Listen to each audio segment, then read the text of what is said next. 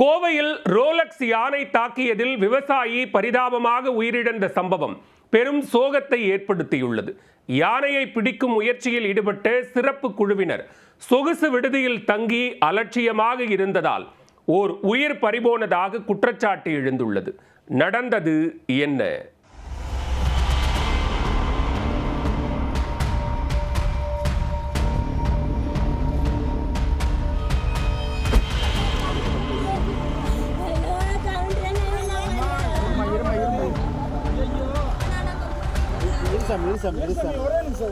Rolex என்று அழைக்கப்படும் யானை மிதித்ததில் வயிற்றிலிருந்து குடல் வெளியே வந்து விவசாயி ஒருவர் உயிருக்கு போராடிய சம்பவம் கொலை நடுங்கச் செய்திருக்கிறது.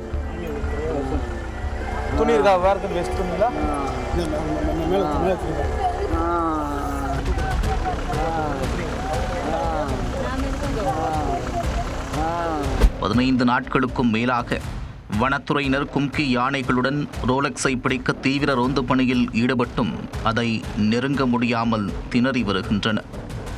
கால்நடை மருத்துவருக்கே உயிர் பயம் காட்டிய யானை தற்போது விவசாயியின் உயிரை காவு வாங்கியிருக்கிறது.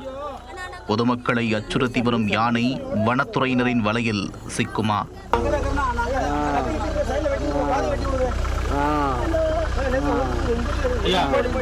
கோவை மாவட்டம் தொண்டாமுத்தூர் மற்றும் அதன் சுற்றுவட்டார பகுதிகளில் அண்மை காலமாக ரோலெக்ஸ் யானை உலா வந்து கொண்டிருக்கிறது. தொடர்ந்து ரோலெக்ஸ் யானை அட்டகாசம் செய்து வந்ததால் அந்த யானையை பிடித்து அடர்ந்த வனப்பகுதியில் விட வேண்டும் என்று பொதுமக்கள் கோரிக்கை விடுத்தனர். இந்நிலையில் யானையை பிடிக்கும் பணியில் 15 நாட்களுக்கும் மேலாக வனத்துறையினர் தீவிரமாக ஈடுபட்டுள்ளனர். இதற்காக 3 கும்கி யானைகள் வரவழைக்கப்பட்டு 50 பேர் கொண்ட வனத்துறையினர் 4 குழுக்களாக பிரிந்து தொடர்ந்து கண்காணித்து வருகின்றனர். கால்நடை மருத்துவர்கள் மூலம் மயக்க ஊசி செலுத்தியும் அசராத யானை அசால்ட்டாக வனத்துறையினருக்கு போக்கு காட்டி வருகிறது. இந்நிலையில் கடந்த 19ஆம் தேதி நள்ளிரவில் தொண்டாமுத்தூர் அடுத்த தேவராயபுரம் பகுதியில் முகாமிட்டிருப்பதாக வனத்துறையினருக்கு தகவல் கிடைத்தது. உடனே வனத்துறையினர் மற்றும் கால்நடை மருத்துவர்கள் அங்கு விரைந்து சென்றனர். அப்போது ட்ரோன் கேமராவின் சத்தத்தால் திடீரென மிரண்ட யானை கால்நடை மருத்துவர் விஜயராகவனை தாக்கியது. யானை தாக்கியதில் மருத்துவருக்கு முதுகு பகுதியில் காயம் ஏற்பட்டதுடன் கையில் எலும்பு முறிவு ஏற்பட்டது.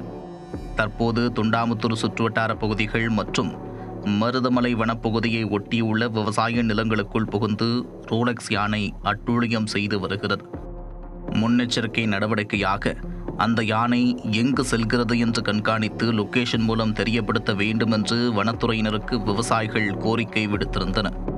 ஆனால் அதை கருத்தில் கொள்ளாமல் கடந்த 15 நாட்களுக்கும் மேலாக காட்டு யானையை கண்காணிக்கும் பணியில் ஈடுபட்ட சிறப்பு குழுவினர் அலட்சியம் காட்டியதாக கூறப்படுகிறது. இந்நிலையில் வியாழக்கிழமை இரவில் மருதமலை வனப்பகுதியை ஒட்டியுள்ள விவசாய நிலத்திற்குள் ரோலெக்ஸ் யானை புகுந்துள்ளது. அப்போது ராஜேந்திரன் என்பவரின் தோட்டத்தில் வேலை செய்து வந்த 55 வயதான செந்தில் என்பவர் சென்றபோது எதிரே யானை வந்துள்ளது. யானையை கண்டதும் அவர் சுதாரிப்பதற்குள் விரட்டிச் சென்று தாக்கியுள்ளது. அதில் யானை விவசாயியின் வயிற்றில் மிதித்து அவரது குடல் வெளியே வந்து வலியால் துடித்திருக்கிறார். பின்னர் அங்கு வந்த மருத்துவ குழுவினர் விவசாயி செந்திலுக்கு முதலுதவி சிகிச்சை அளித்து அரசு மருத்துவமனைக்கு அனுப்பி வைத்தனர். ஆனால் அவர் சிகிச்சை பலனளிக்காமல் பரிதாபமாக உயிரிழந்தார். யானையை கண்காணித்து பிடிக்க வந்த சிறப்பு குழுவினர் சொகுசு விடுதியில் தங்கி குதூகலம் போட்டதாக விவசாயிகள் குற்றம் சாட்டியுள்ளனர். எனவே அலட்சியமாக இருந்த வனத்துறையினர் மீது கடும் நடவடிக்கை எடுக்க வேண்டும் என்று கோரிக்கை எழுந்திருக்கிறது. அண்மையில் நீலகிரியில் 12 மனித உயிர்களை பலிவாங்கிய ராதாகிருஷ்ணன் யானையை 4 கும்கி யானைகள் உதவியுடன் வனத்துறையினர் திறம்பட செயல்பட்டு மயக்க ஊசி செலுத்தி பிடித்தனர். எனவே அதே டீமை வரவழைத்து ரோலெக்ஸ் யானையை பிடிக்க வேண்டுமென்று விவசாயிகள் வலியுறுத்தியுள்ளனர். மயக்க ஊசி போட்டும் மயங்காமல் மிரட்டி வரும் ரோலெக்ஸ் யானை விரைவில் பிடிவிடுமா?